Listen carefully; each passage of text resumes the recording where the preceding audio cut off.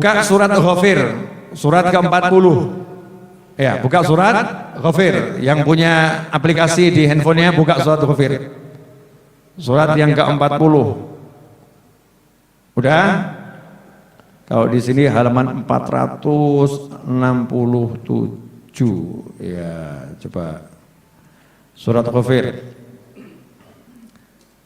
Lihat ayat yang ke-7 dan ayat yang ke-8.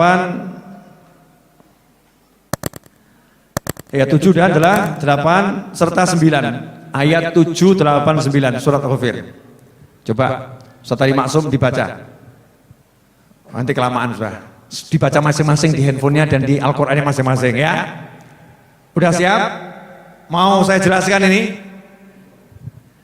Kalimatnya begini, wahyunya Allah Ta'ala. A'udzubillahi minasyaitonirrajim. Bismillahirrahmanirrahim. Alladzina yahminunal arsya wa man haulahu. Ini saya enggak ngaji ya. Saya bukan mau baca Al-Qur'an, tapi saya mau menjelaskan terjemahannya dan isinya. Alladzina yahminunal arsya.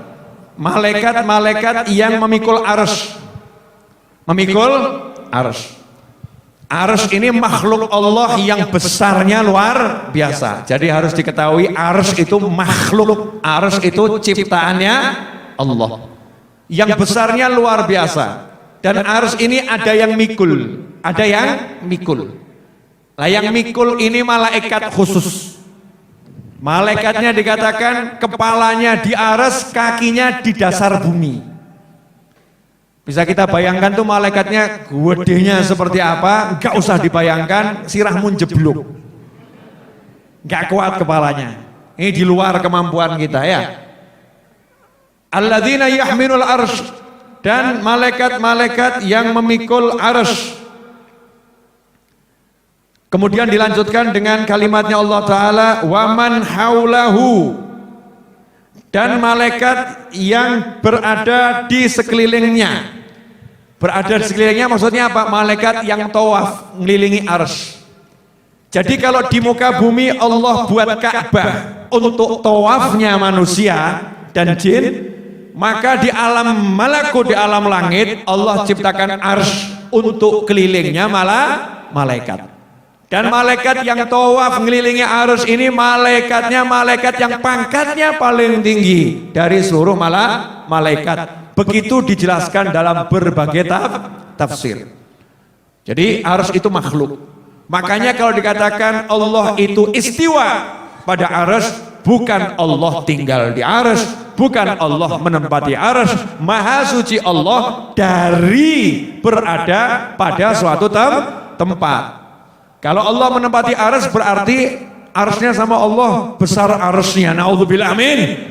Medzalik. Berarti menganggap Allah berbentuk seperti patung. Nah, itu aliran yang sesat karena menganggap Allah berbentuk seperti patung. Maha suci Allah dari semua itu. Allah istiwa pada arsy, Allah bersemayam pada arsy, yang paham maknanya hanya Allah Subhanahu wa taala. Salah satu tafsirnya adalah Allah Maha menguasai arsy. Allah Maha mengurus arsy. Nah, kita nggak akan bahas itu. Yang akan kita bahas adalah yusabbihuna bihamdi rabbihim. Tugasnya malaikat yang keliling tadi hanya bertasbih dan tahmid, muja-muji Allah Subhanahu wa taala. Wa yu'minuna bihi, dan mereka beriman kepada Allah Subhanahu wa taala.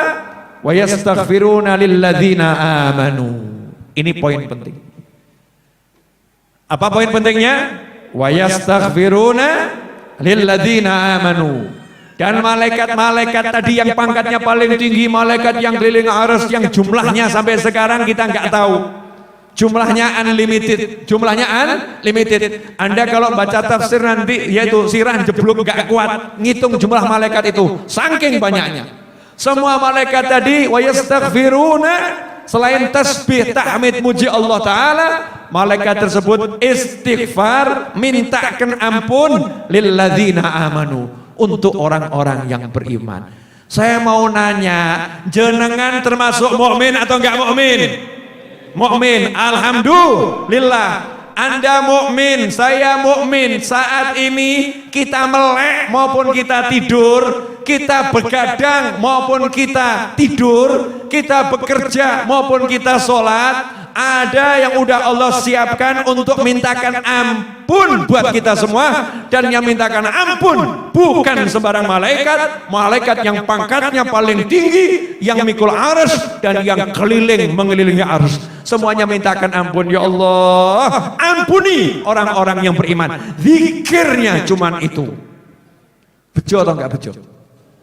Bejo kita jadi orang yang beriman, jadi umat Nabi Muhammad SAW. Enggak cukup di situ.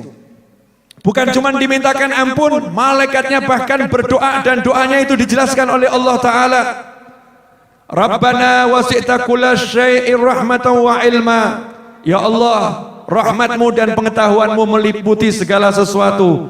Faghfir lilladzina tabu wattaba'u sabilaka waqihim adzabal jahim. Ya Allah, ampunilah orang-orang yang bertobat dan mengikuti jalanmu. Waqihim adzabal jahim. Dan lindungi mereka dari siksa neraka jahanam. Kemudian didoakan lagi, Rabbana.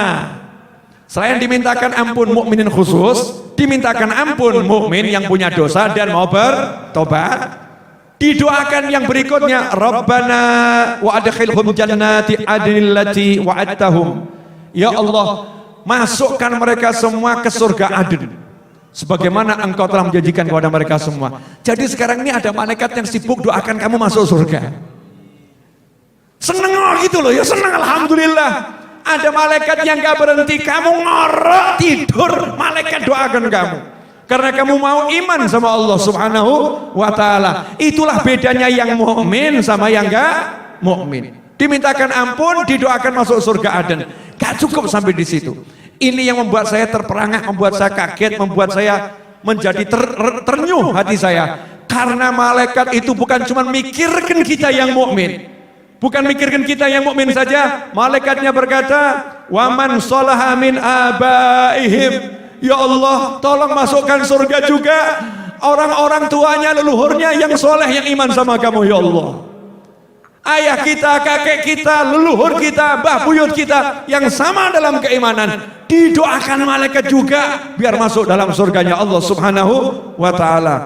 Kemudian malaikatnya nambahin lagi, wa azwajihim, dan pasangan hidup mereka. Ya Allah, kalau seorang istri suaminya masukkan surga, ya Allah.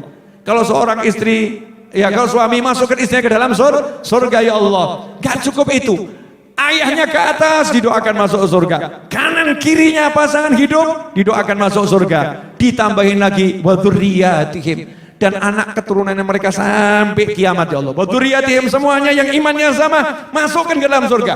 Ini enggak bahas amal, di ayat ini enggak dibahas amal. Waman sholaha, yang soleh saja, yang baik, walaupun amalnya enggak sama. Kalau kita ahli tahajud luar biasa, orang tua kita enggak ahli tahajud, anak kita enggak ahli tahajud, pasangan hidup kita enggak ahli tahajud. Tapi kalau kita ahli tahajud, ahli zikir, ahli baik, kita orang baik, kanan kiri kita mengikuti dalam kebaikan yang sama, meskipun levelnya berbeda. Didoakan malaikat masuk surga yang sama, didoakan malaikat dapat ampunannya Allah Subhanahu wa Ta'ala. Innaka antal azizul hakim. Waqihimus sayyiat, ya Allah tolong lindungi mereka semua dari segala keburukan. Wa man taqis sayyiati yauma idzin faqad rahimtah. Karena siapa di hari ini yang engkau lindungi dari keburukan-keburukan telah mendapatkan rahmatmu ya Allah. Wa dzalika huwal fawzul azim, dan itulah sesungguhnya kesuksesan yang agung. Ikhwani rahimakumullah. Jadi sifatnya mukmin itu ya niru malaikat. Mukmin itu kalau doakan orang tuanya, mukmin yang lain didoakan, pasangan hidupnya didoakan, anak keturunannya ya didoakan. Lah kalau mukmin biasa didoakan seperti itu oleh malaikat, tolong ini bulan Maulid saya mau ambil satu hikmah. Ini bulan Maulid ya. Kalau mukmin biasa didoakan seperti itu oleh malaikat, Allah ciptakan malaikat khusus yang mendoakan mukmin biasa seperti itu. Kira-kira bagaimana malaikat mendoakan orang tua Nabi Muhammad SAW, leluhurnya Rasulullah, istri-istri Rasulullah, anak keturunan Rasulullah. Karena itu jangan pernah berprasangka buruk kepada keluarga Nabi Muhammad SAW. Kita yang jelek saja didoakan luar biasa, apalagi Nabi Muhammad SAW. Ini Al-Quran, ini Al-Quran. Kita nggak ngomong hadis, ini Al-Quran nyata gamblang. Mungkin kita baca lewat gak pernah merenungkan. Malam ini saya ngajak Anda merenungkan bahwasanya kita dalam nikmat yang luar biasa. Ini saat ini malaikat mintakan ampun. Kita ngelamun dimintakan ampun sama malaikat, dan doanya malaikat gak ditolak oleh Allah Subhanahu wa taala. Itulah yang namanya asbab. Jadi Allah ngampuni, udah dimintakan ampun malaikat kok. Orangnya tidur, iya dimintakan ampun oleh malaikat, aku ampuni dia. Nikmatnya luar biasa. Jadi malam hari ini silahkan Anda tidur, nggak usah tahajud. Ngono, ngawur awakmu. Terus jadi dalil, wah kalau begitu dalilnya kuat ini. Kita nggak perlu tahajud, udah ditahajuti malaikat.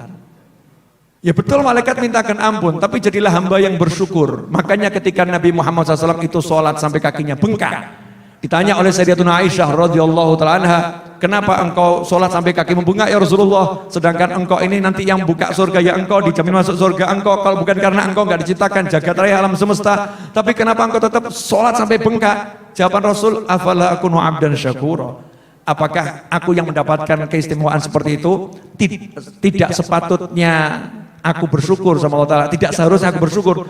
Jadi kalau dikasih kenikmatan masuk surga macam-macam begitu ya harusnya aku syukur. Jadi sholatku ini bentuk syukur, syukur. Walaupun kamu sudah diistighfarkan malaikat, maka bangunlah untuk syukur. Bangunku ini karena syukur, karena melekku meremku Allah udah ciptakan makhluk khusus untuk mintakan ampun kepadaku. Saya mau nanya, sepanjang Anda baca Al-Quran udah merenungkan ini belum?